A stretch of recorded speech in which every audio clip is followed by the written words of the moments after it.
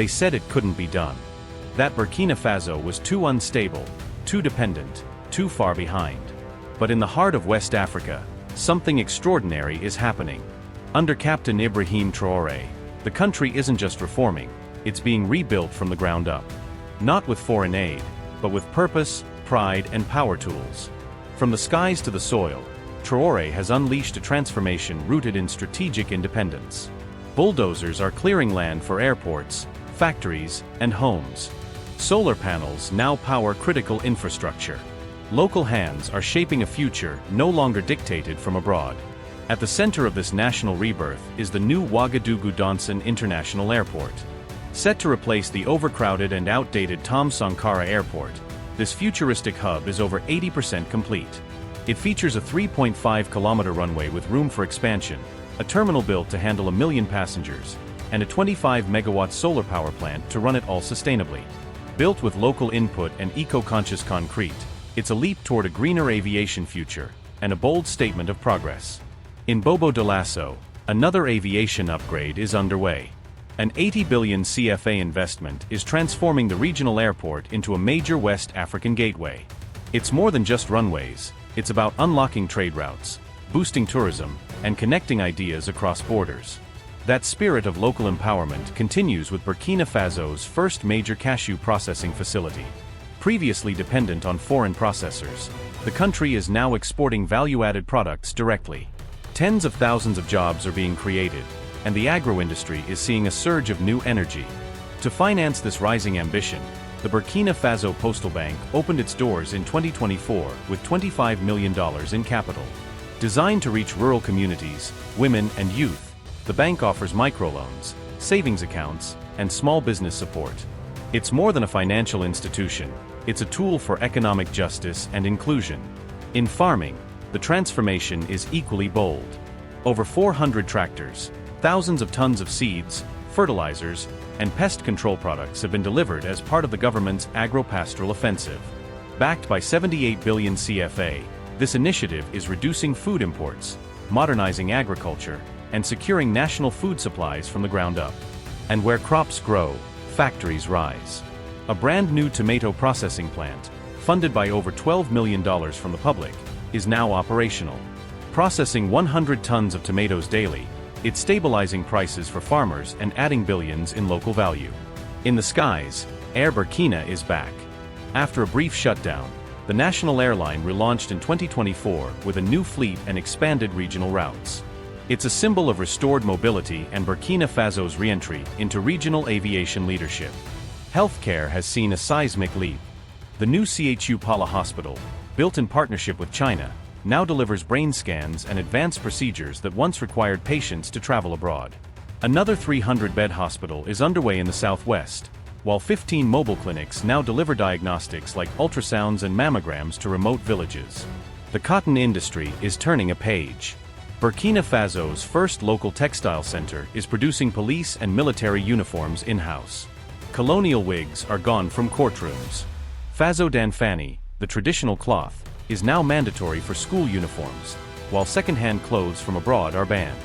This is not just policy, it's a cultural revolution.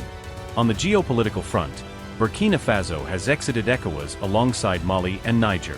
Together, they formed the Alliance of Sahel States, AES, a new confederation focused on sovereignty, mutual defense, and Pan-African cooperation. Their new biometric passport without ECOWAS symbols proves they mean business. For citizens displaced by years of violence, the state is building 1,000 affordable homes with 5 billion CFA in funding. Dignity is being restored through brick and mortar. And then there's the road revolution.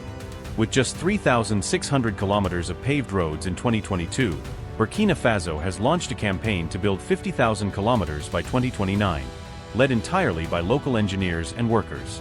These roads aren't just infrastructure, they're unity in asphalt. To connect landlocked Burkina Faso to the sea, a $253 million dry port is being constructed in Bobo Dioulasso. This logistics hub will link trade routes to Mali, Niger, Senegal, and Côte d'Ivoire, slashing costs and boosting exports. In a bold pivot away from Western dominance, Burkina Faso awarded a gold mining license to Russia's Nord Gold. A new national mining company and gold reserve have also been launched, along with a local gold refinery that processes 150 tons annually.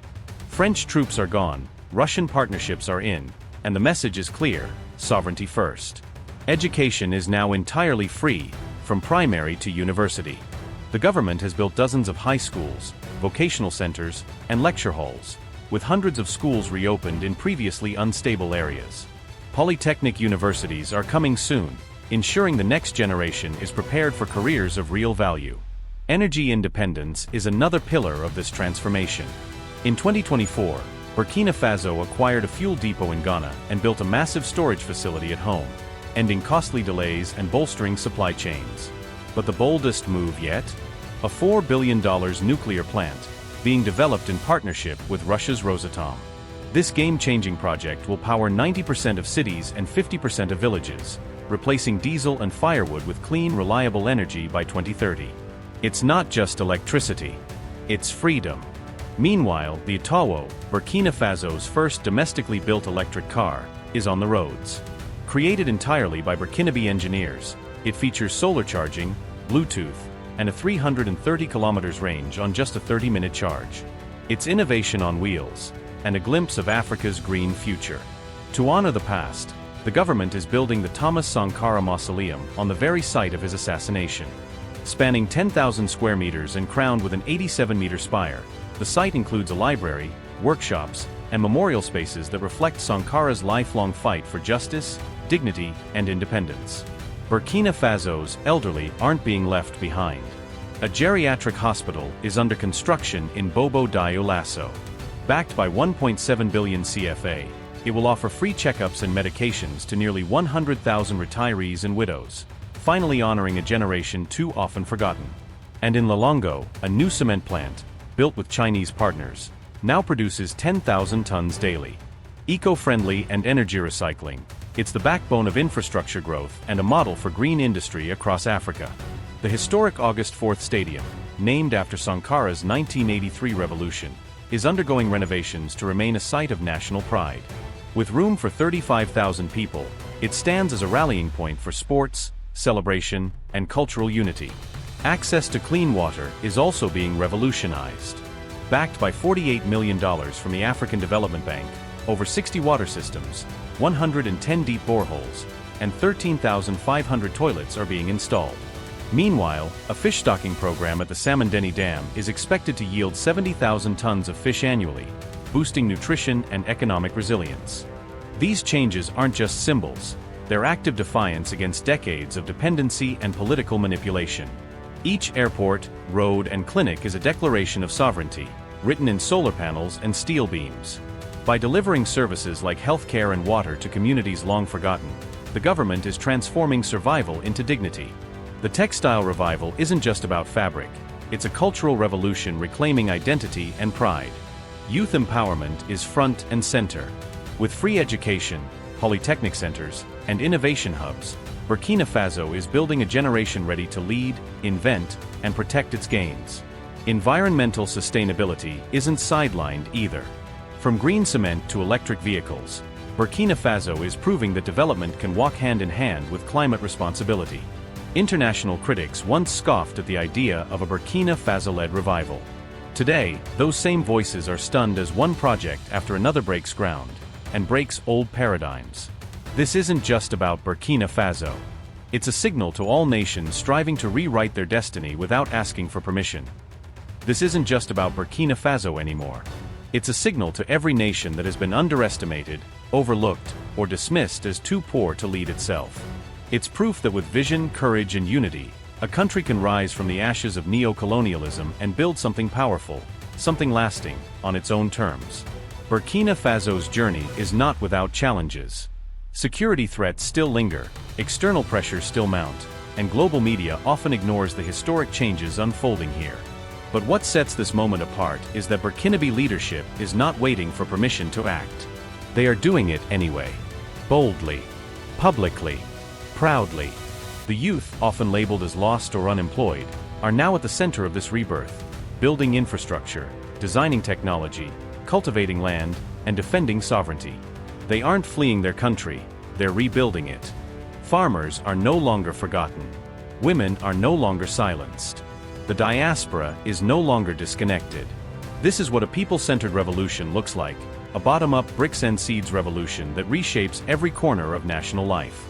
And the world? It's beginning to pay attention. Because this story doesn't follow the script of aid agencies or foreign consultants. It's a homegrown blueprint. One that blends tradition with innovation, history with ambition, and resistance with renewal. So the question isn't whether Burkina Faso can finish what it started. The question is, who's next? Which nation will be inspired to reclaim its power, rewrite its path, and stand tall without leaning on a borrowed crutch? The future of Africa is being built, and it's not happening in boardrooms. It's happening in Ouagadougou. And no one can ignore it anymore. And the final question isn't whether it can be done. It's, who's next?